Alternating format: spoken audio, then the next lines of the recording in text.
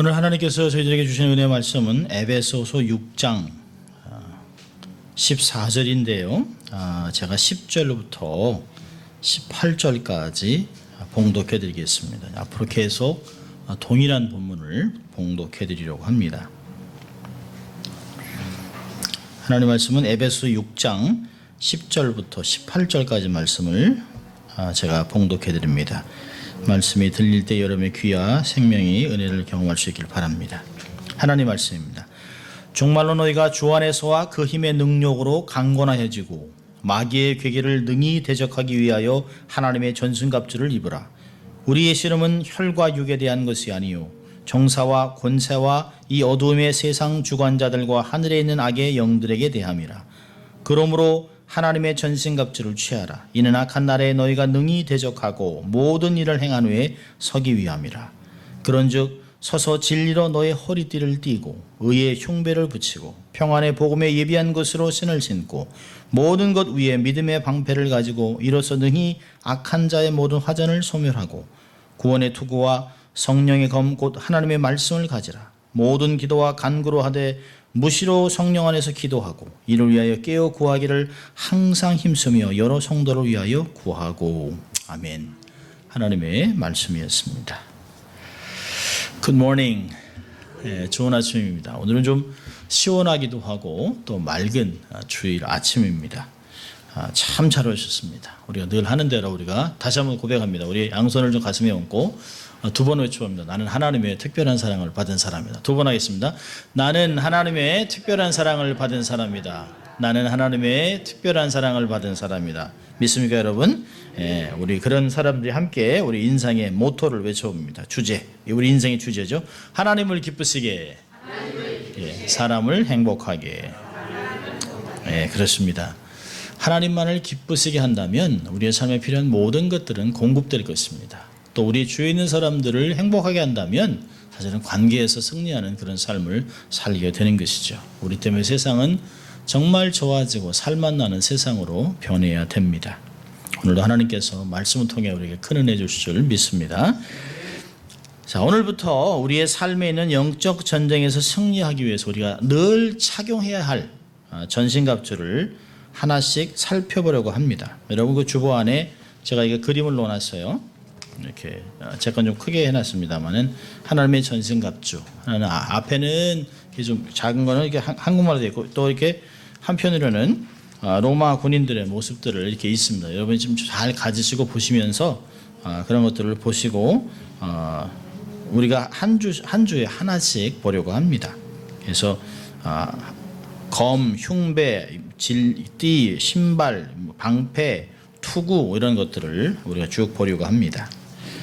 성경 순서대로 한다면 진리의 허리띠, 의의 흉배, 평안의 복음의 신, 믿음의 방패, 구원의 투구, 성령의 검 이렇게 한 주에 하나씩 살펴보면서 온전한 착용을 어떻게 해야 하는지 또 그런 도구들은 우리의 삶에 어떤 역할을 하는지 또 그것을 온전하게 착용하기 위해서는 무엇을 해야 되는지 하는 적용들을 좀 보려고 합니다.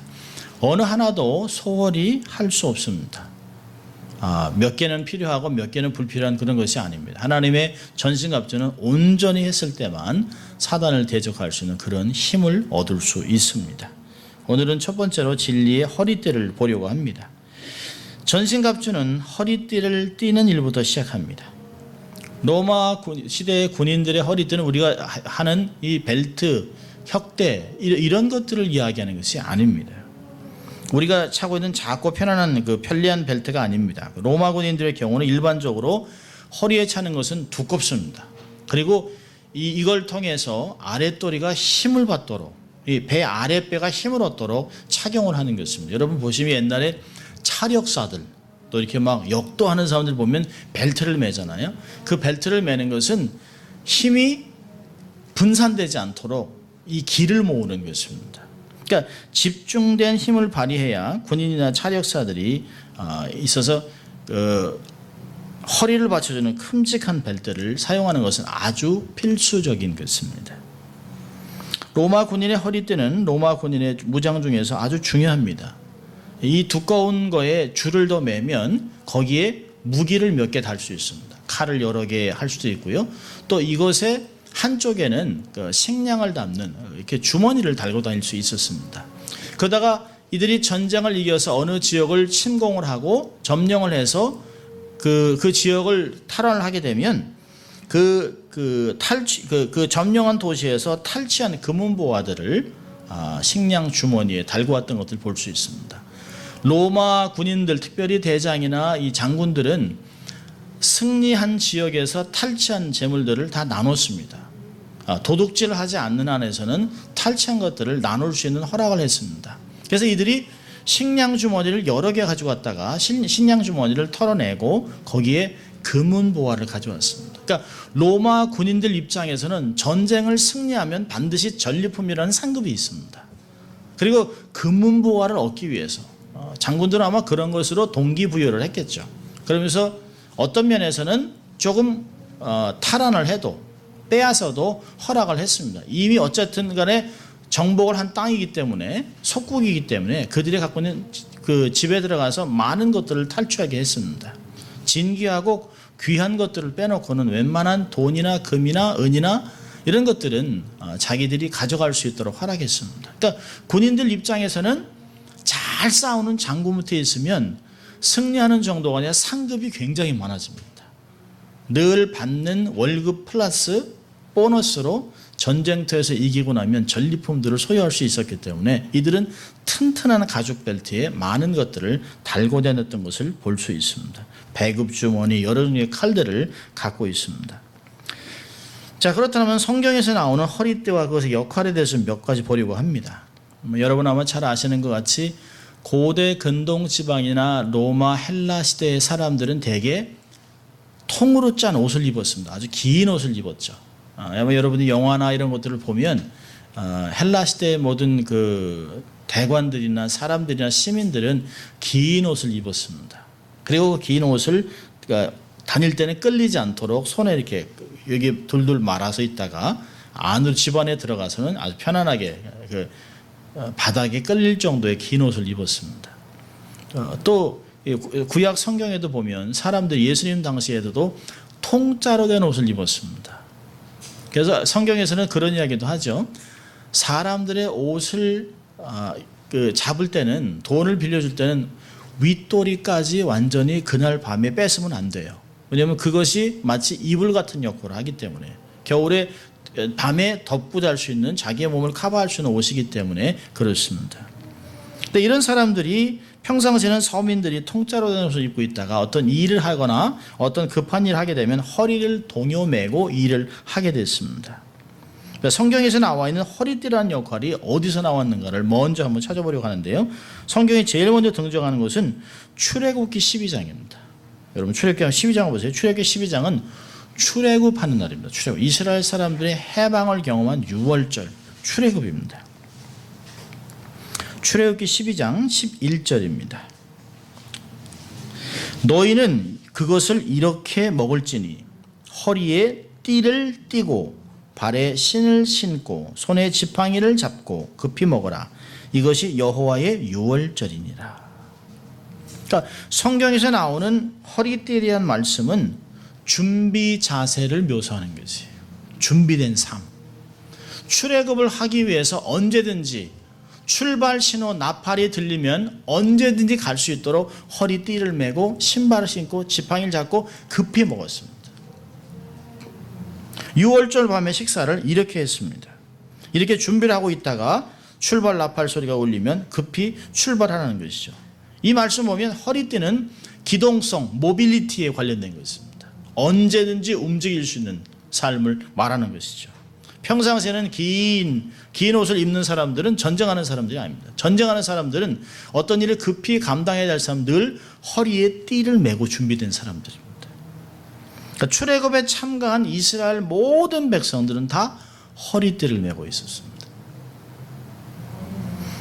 자, 신약에서는요. 누가복음 12장을 볼까요? 누가복음 12장. 주의 재림과 관련된 말씀인데요. 누가복음 12장 35절부터 40절까지 말씀입니다. 누가복음 12장 35절부터 40절까지 우리 함께 같이 읽습니다. 허리에 띠를 띠고 등불을 켜고 서 있으라. 너희는 마치 그 주인이 혼인집에서 돌아와 문을 두드리면 곧 열어주려고 기다리는 사람과 같이 되라. 주인이 와서 깨어있는 것을 보면 그 종들은 복이 있으리로다. 내가 진실로 너에게 이르노니 주인이 띠를 띠고 그 종들을 자리에 앉히고 나와 수종하리라. 주인이 혹 2경이나 혹 3경에 이르러서도 종들의 이같이 하는 것을 보면 그 종들은 복이 있으리로다. 너희도 아는 바니 집 주인이 만일 도적이 어느 때에 이를 줄 알았더라면 그 집을 뚫지 못하게 하였으리라. 이러므로 너희도 예비하고 있으라. 생각지 않은 때에 인자가 오리라 하시니라. 그렇습니다. 허리띠를 언제 매나요? 주인의 도래함을 기다리는 청지기의 자세를 이야기하는 것입니다. 그러니까 주님의 재림을 기다리는 신실한 종들이 허리띠를 메고 있습니다. 언제든지 오시는 주님을 맞을 만반의 준비를 다하고 있는 것을 가르치는 것이에요. 그러니까 언제든지 준비돼서 Are you ready? 주님이 오실 때 언제든지 주님을 맞이할 수 있는 그런 청지기의 모습이 허리띠를 메고 있는 것입니다. 그 반대로 우리가 해석한다면 허리띠를 풀었다는 건 뭐죠? 아무것도 준비되지 않은 그런 모습들을 이야기하고 있습니다. 출애굽을 명령했는데도 출애굽에 대해서 반응하지 않았던 애굽 백성들은 허리띠를 맨 사람들이 없었습니다. 이스라엘 백성 중에서도 출애굽을 하지 않았던 사람들은 허리띠를 맬 필요가 없습니다. 주의 재림, 주님이 오신다라고 하는 것을 믿지 않는 사람들은 허리띠를 메고 충성된 청지기가 될 필요가 없는 것이죠. 준비된 자세를 이야기할 때 허리띠를 이야기했습니다. 자, 두 번째로는요, 마음의 태도를 묘사할 때 허리띠를 이야기했습니다. 자, 베드로전서 1장 13절 찾아보죠. 베드로전서 1장 13절. 여기는 놀라운 말씀을 하고 있습니다. 베드로전서 1장 13절. 같이 읽습니다. 그러므로 너의 마음의 허리를 동이고 근신하여 예수 그리스도에 나타나실 때에 너에게 가져올 은혜를 온전히 바랄지어다. 네, 그렇습니다. 부르심에 맞는 거룩한 생활을 하는 사람들, 그런 사람들이 마음을 어떻게 관리해야 될 것을 이야기하고 있습니다. 여기 보니까 너희의 마음의 허리를 동이라 라고 하는 건 뭘까요? 마음의 중심을 준비해서, 영어로 보니까 prepare your minds for action. 어떤 행동을 하기 위해서 마음을 준비하고 있으라는 것이에요. 그렇잖아요. 우리가 보면 일반적으로 보면 어떤 것에 대한 마음에 따라 행동이 나옵니다. 아이들한테도 야 가자 그러는데 갈 마음이 있는 사람들은 벌써 들떠가지고 이렇게 막 갈 준비를 하고 있습니다. 근데 갈 마음이 없는 사람들은 아무리 여러 번 불러도 안 옵니다. 그러니까 베드로는 허리띠를 띠는 것을 마음의 기동성을 얘기하고 있습니다. 마음을 딱 준비해서 근신하고, 여기 얘기하는 거 보니까 마음의 허리를 동이고 근신하여, 그 근신한다는 단어는 절제라는 뜻입니다. 우리가 마음을 딱 동여매고 마음을 준비하고 어떤 행동을 하기 위해서 평상시에 내가 하고 싶었던, 또 먹고 싶었던, 가고 싶었던 이런 것들을 다 절제하고 주의 은혜를 기다리는 마음으로 딱 있으라는 것이에요. 마음의 준비를 먼저 하라는 것이죠. 허리띠를 매라는 말은 항상 마음을 기동성 있게 준비하는 의미입니다. 마음이 흐트러지지 않도록, 마음이 풀어지지 않도록, 마음이 해해지지 않도록 마음을 딱 부여잡으라는 것입니다. 진리로 허리띠를 매라 라고 하는 말은 뭘까요? 윌리엄 거너리라고 하는 학자는 진리를 이렇게 해석했습니다. 영적 무장에 있어서 진리는 올바른 목표를 설정하는 신실성과 이 목표를 바르게 인도하는 진리의 말씀에 대한 지식이라 얘기했습니다. 그러니까 허리띠를 맨다라고 하는 것이 마음을 준비하고 어떤 행동을 준비하는 것이라면 그 이전에 무엇을 준비해야 될지, 우리의 삶의 진리의 말씀, 신실함, 정직함, 이런 삶으로 준비하라는 것입니다. 진리로 허리띠를 띠라고 하는 것은 첫째로는 진실함을 의미합니다. 진솔하게 살라는 것이에요. 투명성을 갖고 살라는 것입니다. 어둠이 없는, 또 감춰지지 않은, 가면을 쓰지 않은, 있는 그대로 주 앞에 내놓을 수 있는 그런 삶을 살라고 하는 것이죠. 사실은 요즘 이렇게 삶을 보면 교회가 세상에서 지탄을 받는 대상이 되었습니다. 그 이유가 뭘까요? 투명하지 않습니다. 이중성이 있습니다. 가리는 게 너무 많습니다. 교인들도 교회가 어떻게 돌아가는지 전혀 모릅니다. 교회의 재정이 어떻게 쓰여지는지 모릅니다. 교회 행정이 어떻게 돌아가는지 모릅니다. 작을 때는 서로 알 수 있어요. 그러나 이것이 대형화되면서 기업화되면서 교회는 타락하고 있습니다. 어떤 공동체뿐만은 아닙니다. 가정이나 또 개인적인 관계 속에서도 투명함을 유지하는 것 얼마나 중요한지 모릅니다. 다윗은 시편 51편에 자기가 주님 앞에 이런 기도합니다. 중심의 진실함을 주께서 원하시오니 내 속에 지혜를 알게 하시리이다.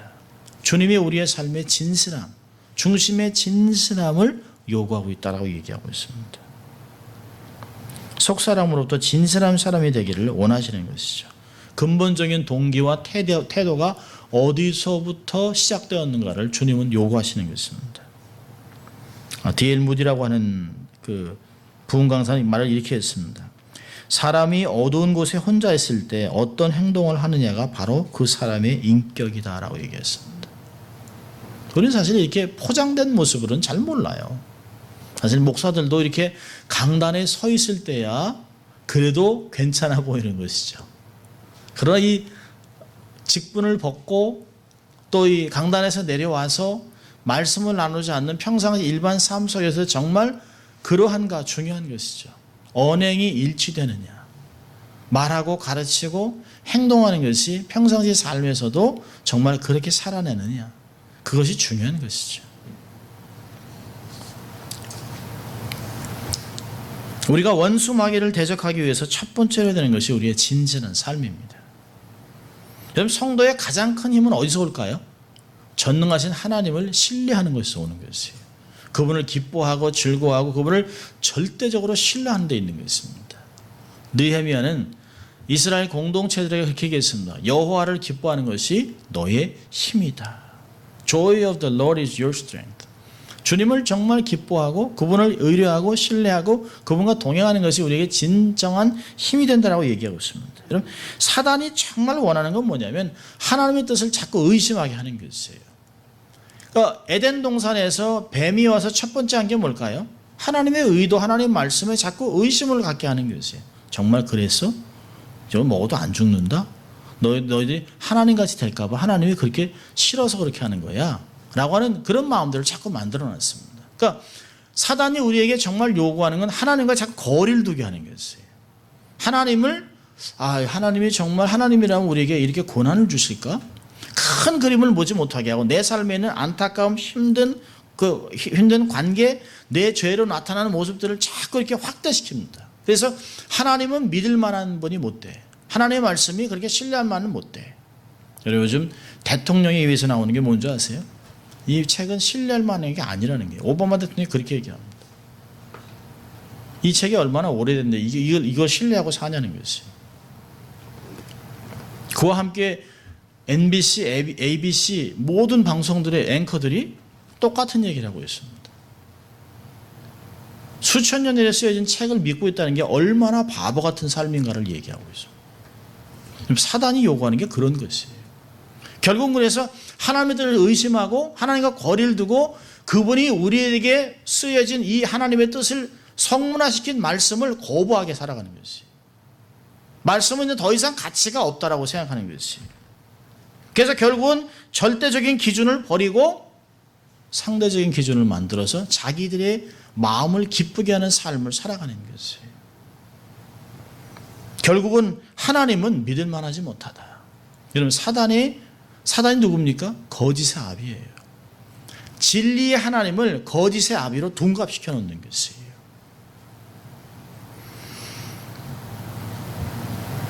여러분 기억하세요. 진리만 거짓을 대적할 수 있습니다.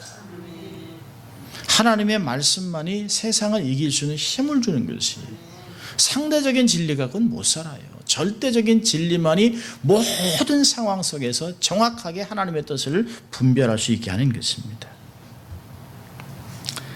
자, 진리의 허리띠를 띠라고 하는 두 번째 말은 뭐냐면 한 가지에 집중함을 얘기합니다. Single focus. 성실함의 반대는 불성실이죠. 불성실을 한마디로 얘기한다면 이중성을 이야기합니다. 마음이 갈라지고 의심하는 마음을 갖고 불성실해야 됩니다. 우리는 두 주인을 섬길 수가 없습니다. 주님만 사랑해야 되는 것이죠. 주님도 사랑하고 이것도 사랑하고 70대 30, 80대 20 이런 것이 아닙니다. 만약에 어떤 남자가 한 여자를 만나서 이렇게 얘기하면 어떨까요? 나는 너도 사랑해. 아마 뺨 맞을 겁니다. 그렇죠? 이 여자도 사랑하고 저 여자도 사랑하고 난 너도 사랑해. 많은 여인 중에 그래도 내가 너한테는 70% 사랑하고 나머지는 10%씩. 그걸 좋아할 여자는 아무도 없습니다. 나는 너만 사랑해. 그렇게 해야 되는 것이죠. 그래야 기분이 좋은 건 아닙니까? 여러분, 진리의 허리띠는 한 가지에 집중하는 것이에요. 예수 믿는 사람들이 세상 사람들에 의해서 훨씬 강한 점은 오직 하나님께만 초점을 맞추고 삶을 살아간다는 것이에요. 중심을 원하시는 그 하나님 앞에 우리의 마음의 중심의 가장 중요한 부분에 하나님이 자리 잡고 있다는 것이에요. 여러분, 우상숭배가 뭘까요? 그 자리에 하나님이 아닌 다른 것이 들어가 있는 것이에요. 돈, 명예, 자녀, 권력 이런 것들이 들어가 있는 것이죠. 히브리서 기자는 믿음의 주여 온전케 하시는 예수 그리스도만 집중해서 보자고 얘기합니다. 네, 사단이 하는 것은 뭘까요? 우리로 하여금 세상의 멋진 것들을 자꾸 많이 보여줍니다. 제가 마음이 흐트러져요. 이것도 보고 싶고 저것도 보고 싶고 저기도 가보고 싶고 이것도 먹어보고 싶고 이것도 들어보고 싶고 자꾸 사람이 마음이 정하지 못해요. 정한 마음을 갖지 못합니다. 그래서 마음이 막 갈라집니다. 여러분, 세상에 길이 많아 보이는 것 같습니다. 내 인생을 오래 사시고 노년의 삶을 사시는 분들은 보면 그렇게 얘기합니다. 인생의 길이 많은 것 같지? 아니, 자기가 가야 될 길은 정해져 있다는 것이. 사람도 많이 만날 수 있는 것 같죠? 아니요, 한 사람하고 만나서 결혼하고 살아가는 것이. 세상의 길이 많은 것 같죠? 그러나 내가 가지 말아야 될 길이 있고요, 들어서지 말아야 될 길이 있습니다. 요한복음 14장 6절은 뭐라고 합니까? 나는 길이요 진리요 생명이니 나로 맘지 않고는 아버지께로 올 자가 없다. 많은 분들이 그래요. 어떤 분들이 왜 기독교는 너무 독선주의입니까? 아니, 예수 말고도 얼마든지 많이 갈 수 있죠. 부처 믿고도 천국 가면 되는 거고, 알라 믿고도 천국 가면 되는 거고, 힌두교를 통해서 천국 가면 되지 않냐? 아니요. 종교다원주의에서는 그렇게 얘기할 수 있어요. 뭐로 가도 서울만 가면 돼요. 근데 그렇지 않습니다. 길은 유일하게 딱 한 가지밖에 없습니다. 예수를 믿느냐, 예수를 믿지 않느냐, 삶은 천지 차이로 갈라지는 것이에요. 지금은 모릅니다. 비슷비슷하게 가니까.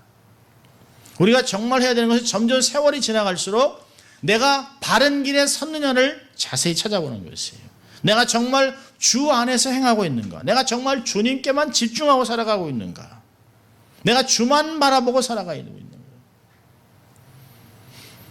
여러분, 집중이라고 하는, 포커스라고 하는 단어는 참 재밌습니다. 여러분, 그 돋보기 있잖아요, 돋보기. 돋보기가 크든 작든 초점이 안 맞으면 글자도 잘 안 보여요. 근데 재밌는 것은요, 조그만 돋보기인데도 이것을 잘 조정해서 초점을 딱 맞추면 불이 납니다. 앞에 있는 친구 머리대로 이렇게 대고 있으면 여기 타는 거예요. 보잘것없는 작은 돋보기지만 돋보기 자체로는 힘이 없어요. 근데 돋보기가 햇빛을 정조준해서 어떤 타겟에 딱 초점을 맞추면 그게 열이 나고 불이 나는 것입니다. 여러분, 우리의 삶에 왜 기적과 왜 기도의 응답과 능력을 경험하지 못할까요? 초점이 흐려졌기 때문입니다. 하나님을 바라보는 초점, 하나님을 정확히 보고 그분의 모든 빛과 힘을 받아들여서 내가 한 군데 집중적으로 정조준하지 않기 때문에 우리의 삶에 능력이 나타나지 않는 것이. 예수 그리스도를 통해 구원을 받았습니다. 교회의 직분을 얻었어요. 또 목회자로도 삶을 살아가고 선교사로 삶을 살아가지만 우리는 정조준하지 못한 초점이 흐려진 상태에서 어떤 일에 우리의 마음을 빼앗기고 주님께 초점하기보다는 많은 방법론에 초점을 하다가 결국에는 하나님의 일을 하나님의 일대로 하지 못할 때가 많이 있습니다. 사단이 정말 원하는 것은 여러 군데 초점을 흐려놓는 것이에요. 다양하게 하라고 얘기합니다. 다방면에 다 잘하는 사람이 한가지가 될 수 없어요. 제가 좋아하는 프로그램이 하나 있어요. 생활의 달인. 생활의 달인 보면 저는 생활의 달인을 통해서 한국에서 직업의 귀천을 없애는 것 같아요. 어떤 사람은 평생 공부하지 못했지만 평생 주물 공장에서 어떤 기계만 만듭니다. 30년을 기계 만들고 간신히 그걸로 해서 집도 사기도 하고 아직도 힘들게 살지만 전문가가 됐어요. 어떻게 살기 위해서 한 가지만 했는데요. 그러다 보니까 전문가가 됐습니다. 달인이 되어버렸습니다. 여러분, 우리 어떤 사람이 될까요? 신앙의 달인이 되어야 합니다. 하나님에게 초점을 해서 정조준해서 세상에서 말씀의 전문가가 되어야 합니다. 우리가 경제, 정치, 문화, 예술을 얘기해서 무엇을 얻을 수가 있겠습니까? 우리가 정말 우리의 마음을 두고 정조준해야 할 것은 변함없는 하나님의 말씀입니다. 이 말씀에 초점, 한 가지에 집중을 하는 것이 진리의 허리띠를 매는 것입니다. 나는 정말 하나님 앞에 초점을 맞추고 살아가는가? 정말 믿음의 주 온전케 하시는 예수 그리스도만 끊임없이 바라보고 살아가고 있는가? 우리를 스스로 돌아봐야 할 필요가 있습니다. 그렇다면 진리로 허리띠를 띠기 위해 필요한 것들이 몇 가지가 있습니다. 첫째로는 자족함을 배워야 합니다. 자족함을. 빌립보서 4장 11절과 12절을 보면 내가 궁핍함으로 말하는 것이 아니라 어떠한 형편이든지 내가 자족하기를 배웠노니 내가 비천에 처할 줄도 알고 풍부에 처할 줄도 알아 모든 일에 배부르며 배고픔과 풍부와 궁핍에도 일체의 비결을 배웠노라. 우리를 군사로 부르신 대장 되신 예수 그리스도를 따르기 위해서 주어진 환경을 탓하지 말고 잘 감당하기 위해서 이 시간에 내게 허락하는 것에 만족하고 감사하고 충성을 다하는 마음이 필요하다는 것이죠. 디모데후서 2장 4절에서 이렇게 얘기합니다. 군사로 다니는 자는 자기 생활에 얽매이는 자가 하나도 없나니 이는 군사로 모집한 자를 기쁘게 하려 함이라. 주를 위해 살아가기로 결정을 하고서도 우리는 자꾸 뒤를 돌아봅니다. 여러분, 뒤를 보았다가 인생이 망친 사람이 있잖아요. 롯의 부인. 소금기둥이 됐습니다. 쟁기를 잡고 뒤를 보라보는 자는 하나님의 나라에 합당치 않다고 그랬습니다. 그 얘기는 뭘까요? 자꾸 다른 것에 관심을 두는 것이에요. 하나님의 사역이나 하나님의 말씀이나 하나님의 의도와는 상관없는 자꾸 다른 것에 자꾸 마음들을 두는 것이에요. 여러분, 우리의 마음에 어려움이 있는 게 뭘까요? 여러분, 사실 관계 속에서 어려움이 있는 건 내가 마음에 만족함이 없는 거예요. 가정의 만족함, 자녀에 대한 만족함, 교회에 대한 만족함, 모든 것에 자족함은 배워야 되는 것이요. 그냥 나타나지 않습니다. 대가를 지불하고 만족함을 자꾸 경험하고 배워나가면 내가 부유하든 적든 그 세상의 것들이 나의 삶의 중심을 바꾸지 않는다는 것이에요. 내가 돈이 있으면 행복하고 돈이 없으면 불안하고 불행하고 이것은 내 마음에 자족함이 없다는 것이에요. 로또에 당첨됐기 때문에 막 행복하고 아니면 불안하고 그게 아니죠. 내 마음에 주님 되신 그 주님이 내 안에 계시기 때문에 마음이 흔들리지 않는 것이에요. 만족하고 살아가는 게. 주님과 동행하다 주와 함께 들림받는 삶을 살겠다. 그리고 삶을 살아가는 것이죠. 자, 두 번째는요. 순종하는 태도가 필요합니다. 순종은 제사보다 중요한 것이에요. 주어진 규율을 잘 따르는 것이 중요합니다. 말씀을 잘 따르는 것이 중요한 것이죠. 내가 원하는 대로 하는 것은 순종이 아닙니다. 순종은 내게 명령하신 그분의 룰을 따라가는 것이에요. 우린 가끔 그런 얘기 하잖아요. 내 생각에는, 내 경험에는, 내가 보기에는 아무 소용없는 것이에요. 하나님이 말씀하시기를이 중요한 것입니다. 온전한 순종, 즉각적으로 자원함으로 주의 부르심을 감당해야 됩니다. 사람을 의식하지 마세요. 하나님을 의식하는 삶을 살아갈 수 있기를 바랍니다. 불꽃 같은 눈으로 내 마음의 중심을 보고 있는 하나님, 나의 전후좌우를 지켜주시는 하나님, 머리털 하나 상하지 않도록 내 삶을 확실하게 지켜주시는 그 하나님, 그분께 100%의 순종을 드리라는 것입니다. 이 세상에서 제일 나쁜 순종이 뭘까요?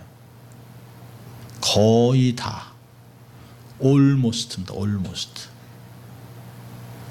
저희가 이제 아이들을 키우다 보면 늘상 하는 얘기가 있잖아요. 숙제 다 했냐? 그럼 almost. 거의 다. 근데 어릴 때 보면 반도 안 하고 almost라고 그래요. 반도 안 하고.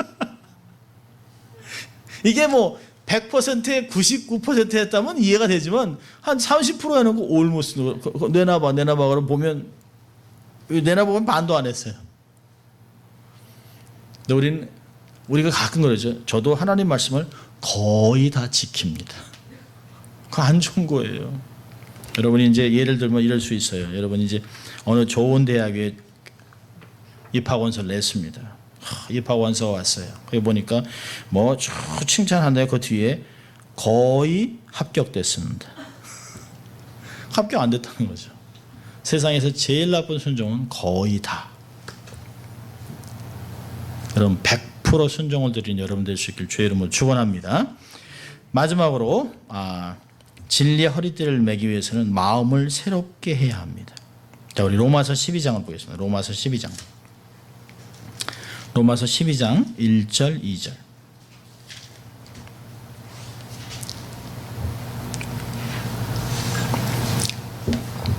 같이 읽습니다. 그러므로 형제들아 내가 하나님의 모든 자비하심으로 너희를 권하노니 너희 몸을 하나님이 기뻐하시는 거룩한 산제사로 드리라. 이는 너희의 드릴 영적 예배니라. 너희는 이 세대를 본받지 말고 오직 마음을 새롭게 함으로 변화를 받아 하나님의 선하시고 기뻐하시고 온전하신 뜻이 무엇인지 분별하도록 하라. 여러분 여기 중요한 패턴이 있어요. 하나님의 뜻을 분별하는 것이 성도의 삶입니다.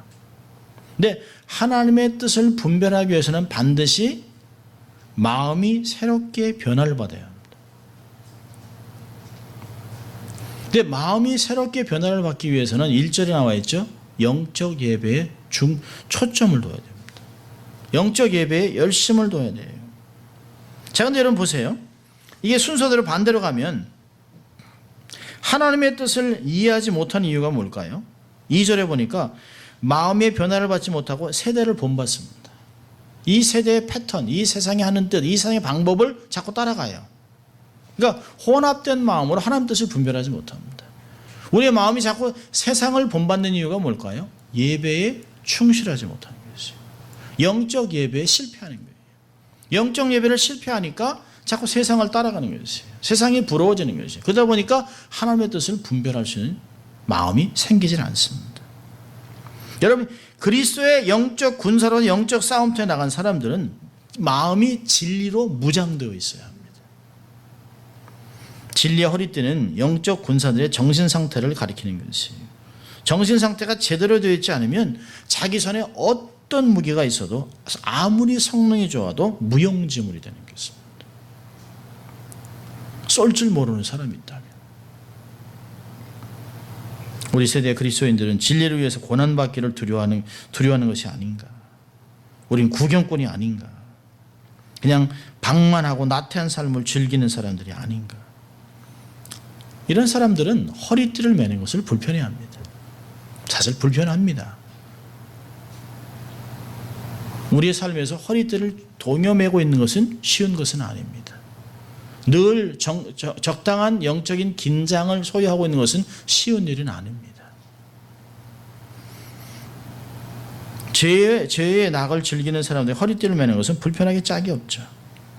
그러나 진군 나팔 소리가 들리면 바로 주를 위해 달려갈 사람들은 그것이 불편해도 내가 감수해야 될 것을 알고 있다는 것이에요.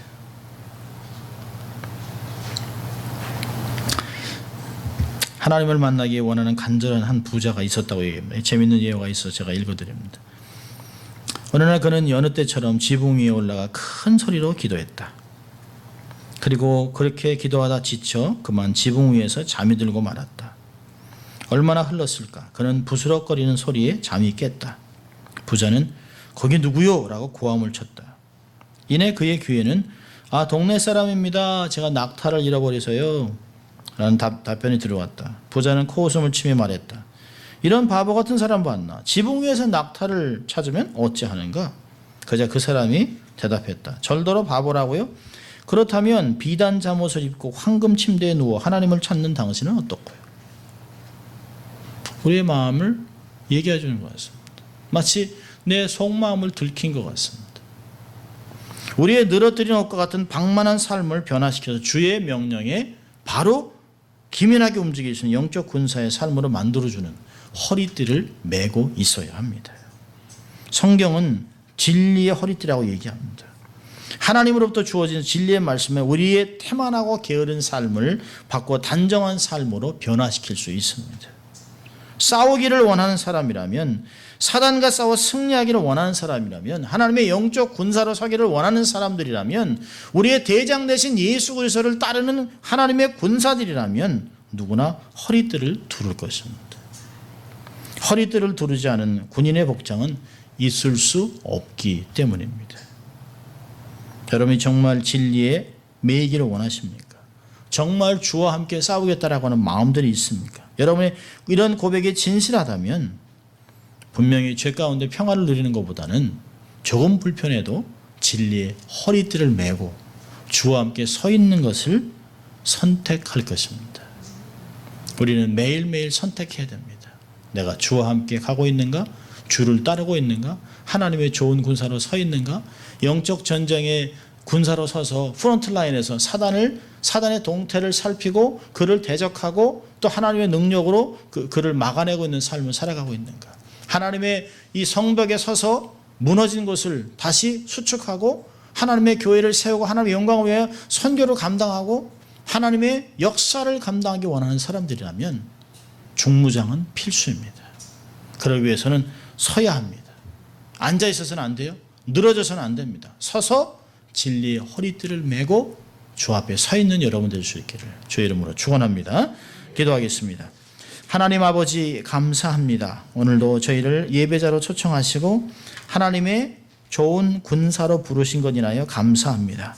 하나님의 강한 용사가 되기 위하여 말씀하신 하나님의 전신갑주를 정확하게 착용하여 진리의 허리띠를 메고 하나님의 사람으로 서서 한 주간을 승리하며 살아가는 저희들 될 수 있도록 하나님 축복하여 주시옵소서. 감사하고 예수님 이름으로 기도합니다. 아멘. 이제 다 일어나서 함께